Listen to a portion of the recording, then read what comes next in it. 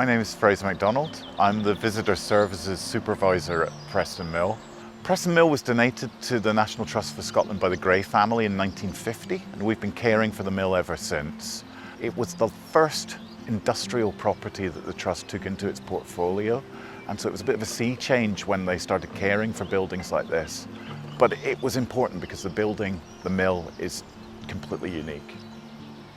Preston Mill is unusual because it's a working meal mill. We no longer grind oatmeal, but the machinery and the water wheel turn and operate. It was the last working water mill in the Lothians. It stopped grinding oatmeal at the time that George Denham, who was the last miller to work here, passed away, but he had been working here since the 1930s. In 1948, there was quite a catastrophic flood which flooded most of the building, and it was shortly after that that the mill was donated to the Trust.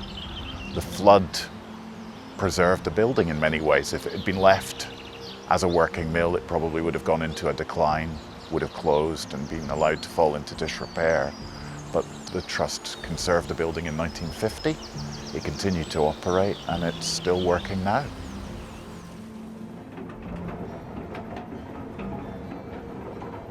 The mill has developed organically over hundreds of years. Additions have been added, alterations have been made, and it makes the building look incredibly quirky. Its kiln originally stood straight.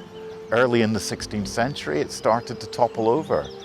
Buttresses were added in order to stabilize it. Now it looks like something out of a Lord of the Rings movie. But quite by accident, it ended up being one of the most picturesque buildings in the Lothians, I think. Typically, a lot of visitors visit the mill because of its associations with the TV show Outlander. It was used as a filming location. But I think most people that come in just looking to see the wheel where Jamie Fraser got into the water get pleasantly surprised. It's a really interesting place. It tells you a lot about our social history and the working life of a miller, which was fascinating. He was an engineer, he was a farmer, he was a meteorologist, and he was also a salesman. There was so much that the miller had to do as part of his job.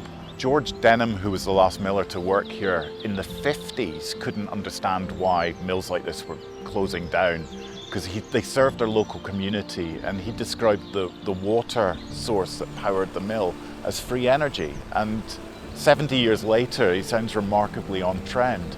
A few years ago, the weir was restored because it was starting to decay, and it was rebuilt, and we added a fish ladder, and that controls the flow of water into our mill lathe and keeps the wheels turning at the mill.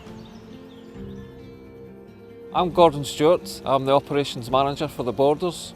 I didn't really know what to think the first time I came to Preston Mill, because I'd never been before. It's like a step back in time. You've got the conical of the kiln roof, and it's just really got a bespoke individual character that really draws you in to the history, and you really want to learn more about the property. Why I love Preston Mill is I think it's a picture-perfect example of the unique places that the Trust has to offer everyone. And I think it's just a fantastic example of the character and the industrial heritage that the Trust has in its vast portfolio.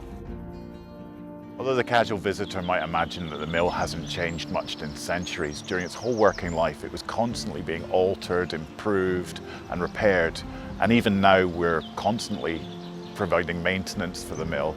Last year the mill lathe was beginning to silt up, and it had to be dredged to clear the silt that was blocking the flow of water. This year we're doing repairs on the roof, replacing the lime mortar, reinstating broken tiles. These need to be replaced to keep the building weatherproof and here for generations to come. I love that the building is completely unique. Not just that it looks unusual, but the fact that at one time there were hundreds of mills on the rivers in Scotland, and there are a handful of them left. And it really is a privilege to be involved in keeping it running.